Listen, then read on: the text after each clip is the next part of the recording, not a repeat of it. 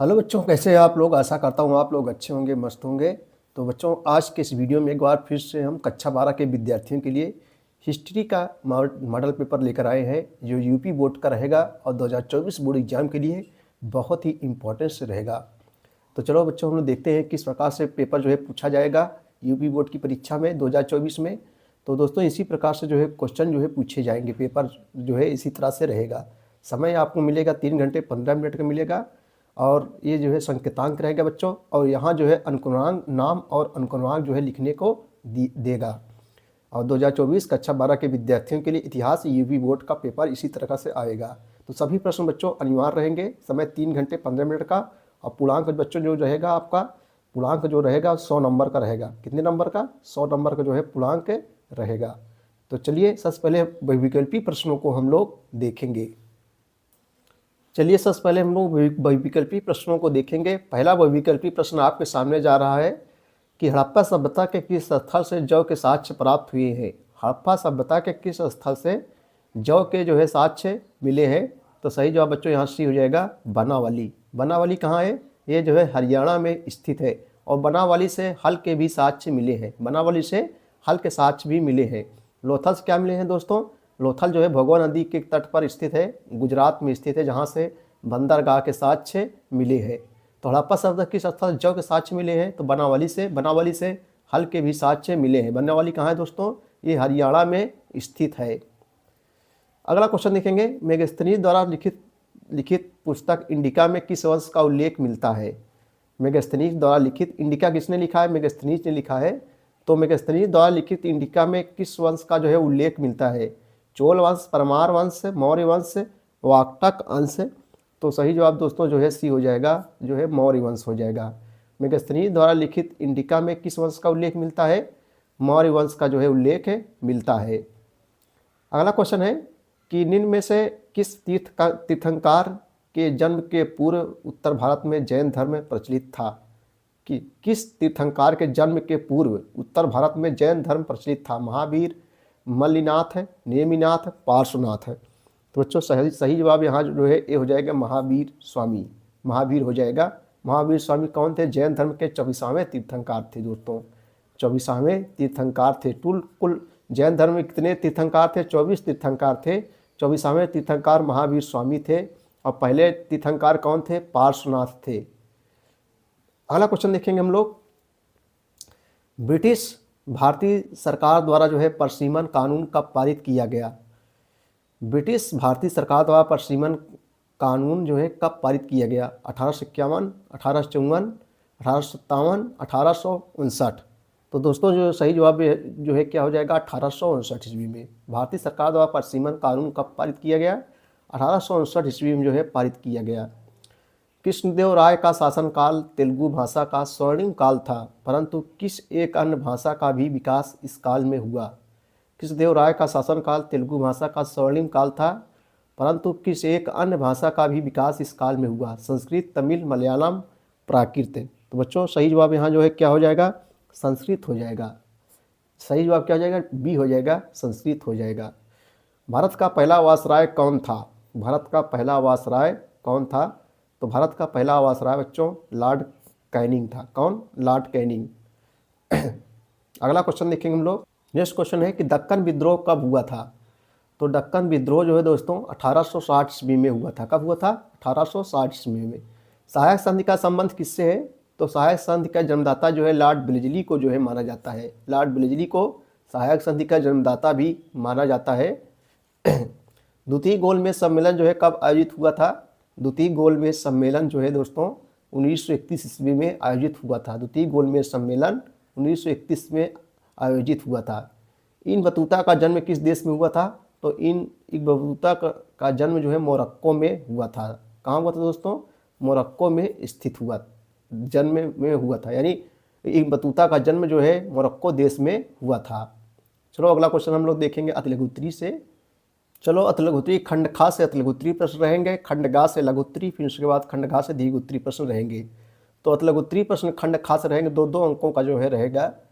तो अतिलघुत्री प्रश्नों में पहला प्रश्न है दोस्तों कि भारत में हड़प्पा स्थलों की सूची बनाइए। भारत में हड़प्पा स्थलों की जो है सूची बनाइए। आइए इसको उत्तर हम लोग देखते हैं। तो प्रश्नोत्तर नंबर 11 हम लोग देखेंगे, भारत में हड़प्पा सभ्यताओं की सूची बनाइए प्रश्न है। तो आइए इसका उत्तर हम लोग देखते हैं बच्चों। प्रश्नोत्तर नंबर 11 देखो, भारत में हड़प्पा सभ्यता के प्रमुख स्थल जो है भांडा जो है, राखीगढ़ी, बनावाली, कालीबंगा, मोहनजोदड़ो, लोथल, धौलावीरा, नागेश्वर, खेतड़ी, हुलास जो है आदि थे। ठीक है, अब हम लोग प्रश्न उत्तर नंबर 12 देखेंगे। अगला क्वेश्चन नंबर 12 है, अशोक के धम्म के बारे में संक्षिप्त जानकारी दीजिए। अशोक का धम्म, धम्म माने होता है धर्म दोस्तों। अशोक के धम्म के बारे में संक्षिप्त जानकारी दीजिए। तो चलिए इसका उत्तर हम लोग देखते हैं। प्रश्नोत्तर नंबर 12 का उत्तर, अशोक के धम्म के बारे में जानकारी। अशोक ने धर्म प्रचार के माध्यम से अपने साम्राज्य को जो है अखंड बनाए रखने का जो है प्रयास किया। अशोक ने धर्म प्रचार के माध्यम से अपने साम्राज्य को जो है अखंड बनाए रखने का प्रयास किया। धर्म के सिद्धांत बहुत ही साधारण व सार्वभौमिक थे। अशोक के अनुसार जो है धम्म यानी धर्म, अशोक के अनुसार धम्म के पालन से लोगों का जो है इहलौकिक एवं परलौकिक जीवन अच्छा होगा। इसने प्रचार हेतु महामात्र नामक अधिकारी नियुक्त किए थे। इसने जो है प्रचार हेतु महामात्र नामक अधिकारी नियुक्त किए थे।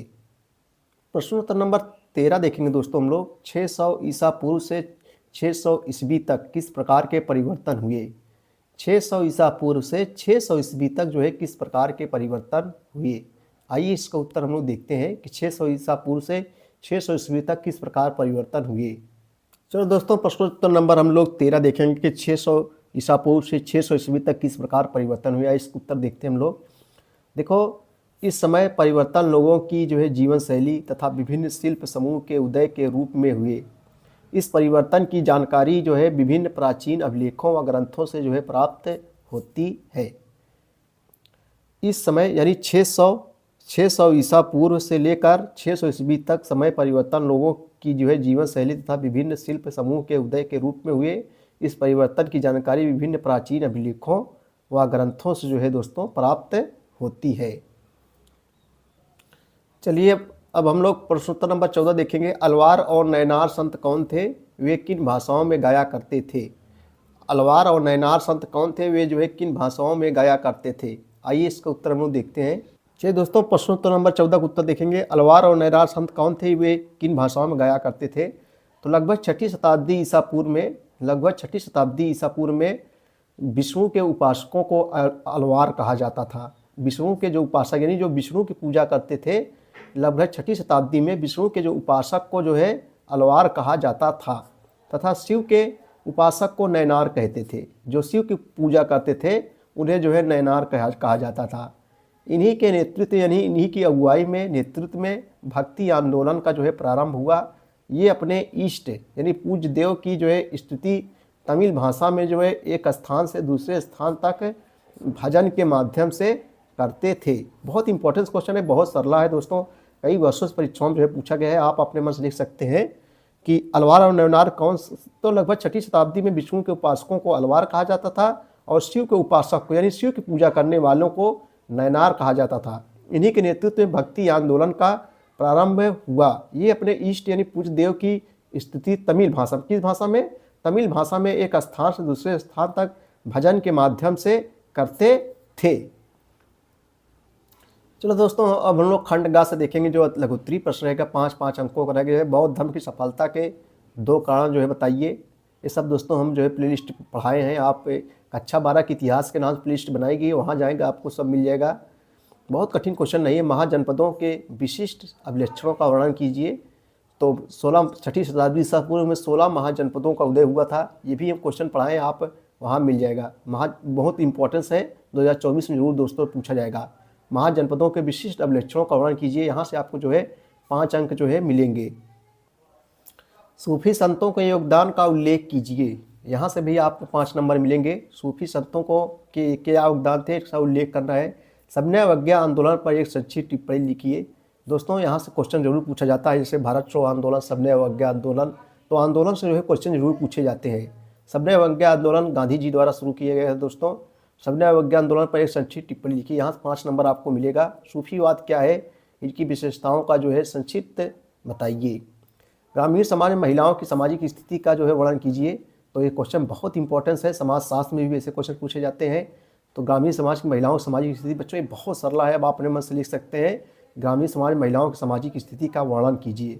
आप देख ही रहे हो ग्रामीण समाज में महिलाओं की क्या स्थिति है, कैसे जो है महिलाओं का जो है हो रहा है शोषण वगैरह तमाम चीज़ें हैं, आप देख सकते हैं, अपने मन से लिख सकते हैं, है कि नहीं दोस्तों। बहुत कठिन नहीं है क्वेश्चन, 5 नंबर आपको जो है मिल जाएगा।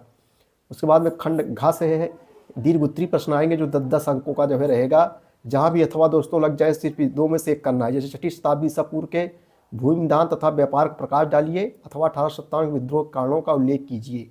तो दोस्तों 1857 का जो विद्रोह हुआ था बहुत जगह से, जैसे इलाहाबाद से, उसके बाद में फैजाबाद से, बरेली से, जगह जगह पर जो है विद्रोह हो रहे थे अंग्रेज़ों के खिलाफ जो है। और 1857 क्रांति में झांसी से रानी लक्ष्मीबाई ने भी अंग्रेज़ों के खिलाफ जो है लड़ाई लड़ी थी। बहुत सारे लोग जो है लड़ाई लड़े थे, तो इसको हम पढ़ाए हैं, आप दोस्तों आपको मिल जाएगा वहाँ से प्लेलिस्ट से। भारत छोड़ो आंदोलन के कारणों व परिणामों का व्याख्या कीजिए। यहाँ से क्वेश्चन मोस्ट इंपॉर्टेंट क्वेश्चन है। हमने बताया दोस्तों आंदोलन से क्वेश्चन जरूर पूछे जाते हैं। अथवा संविधान निर्माण की से पूर्व की घटनाओं का विवरण दीजिए। अथवा जहाँ लग जाए 2 में से एक करना है। अलबर्नी की यात्रा वृत्तांत प्रकाश डालते हुए इसके द्वारा उल्लेखित किए गए सामाजिक व्यवस्थाओं को परिभाषित कीजिए। भारतीय संविधान की प्रमुख विशेषताओं की जो है विवेचना कीजिए। दोस्तों इसको भी हम पढ़ाए हैं। अब देखो खंड अंगा से आएगा, कुछ तिथियां रहेंगी, ऐतिहासिक तिथियां रहेंगी, घटनाओं का उल्लेख बताना है। जैसे एक एक अंक रहेगा। जैसे 540 ईसा पूर्व दोस्तों क्या हुआ था, महावीर स्वामी का जो है जन्म हुआ था, जो जैन धर्म के 24वें तीर्थंकर थे। 540 ईसा पूर्व में महावीर स्वामी का जो है जन्म हुआ था। 1336 ईस्वी में दोस्तों क्या हुआ था, 1336 ईस्वी में इन बबूता का भारत यात्रा और विजयनगर साम्राज्य की स्थापना भी 1336 ईस्वी में हुई थी। 1336 ईस्वी में, ठीक है भैया। और देखो 1930 ईस्वी में क्या हुआ था, 1930 ईस्वी में सविनय अवज्ञा आंदोलन यानी नमक सत्याग्रह शुरू हुआ था। सविनय अवज्ञा आंदोलन की जो है शुरुआत हुई थी। और दोस्तों 1793 ईस्वी में क्या हुआ था, 1793 ईस्वी में बंदोबस्ती व्यवस्था का प्रारंभ है। बंदोबस्ती व्यवस्था का जो है प्रारंभ जो है 1793 ईस्वी में हुआ था। 320 ईसा पूर्व में दोस्तों क्या हुआ था, तो 320 ईसा पूर्व में मौर्य साम्राज्य का प्रारंभ हुआ था। 320 ईसा पूर्व में मौर्य साम्राज्य का प्रारंभ हुआ था। 1919 में दोस्तों क्या हुआ था, तो 1919 में रॉलेट एक्ट पारित हुआ था। और जलियांवाला बाग हत्याकांड, जलियांवाला बाग दोस्तों हत्याकांड कब हुआ, 13 अप्रैल 1919 को जो है जलियांवाला बाग हत्याकांड हुआ था। और 1919 को जो है दोस्तों रॉलेट एक्ट जो है पारित हुआ था। और 1526 में क्या हुआ था, तो बहुत बड़ी तिथि है 1526 में दोस्तों, कृष्णदेव राय द्वारा तेलुगु ग्रंथ अवमुक्त मलयंद की जो है रचना हुई थी, ठीक है। और 321 में क्या हुआ था, 321 ईस्वी में चंद्रगुप्त मौर्य का राज्यारोहण हुआ था दोस्तों। 321 ईस्वी में चंद्रगुप्त मौर्य का जो है राज्यारोहण हुआ था। 1528 ईस्वी में पुर्तगाली यात्री डुआर्ड बारबोसा का भारत आगमन। 1528 ईस्वी में पुर्तगाली यात्री डुआर्ड बारबोसा का भारत में आगमन हुआ था। और 1920 में क्या हुआ था दोस्तों, 1920 ईस्वी में असहयोग आंदोलन। असहयोग आंदोलन कब हुआ था, 1920 ईस्वी में असहयोग आंदोलन हुआ था। चलो मानचित्र संबंधी क्वेश्चन पूछे गए 2-2 अंकों को, 1+1 मानचित्र संबंधी क्वेश्चन दोस्तों। जैसे पहला क्वेश्चन आपके सामने जा रहा है कि वह स्थान जहाँ शेख सलीम चिश्ती की दरगाह है, तो इसका उत्तर क्या हो जाएगा दोस्तों, वह स्थान जहाँ शेख सलीम चिश्ती की दरगाह कहाँ है, फतेहपुर सीकरी में स्थित है। और आप यहाँ देख सकते हैं फतेहपुर सीकरी यहाँ पर स्थित है उत्तर प्रदेश में। दोस्तों उत्तर प्रदेश है, यही जो है फतेहपुर सीकरी स्थित है। अगला क्वेश्चन देखेंगे हम लोग, वह स्थान जहाँ जो है गंगा यमुना तथा सरस्वती का संगम होता है।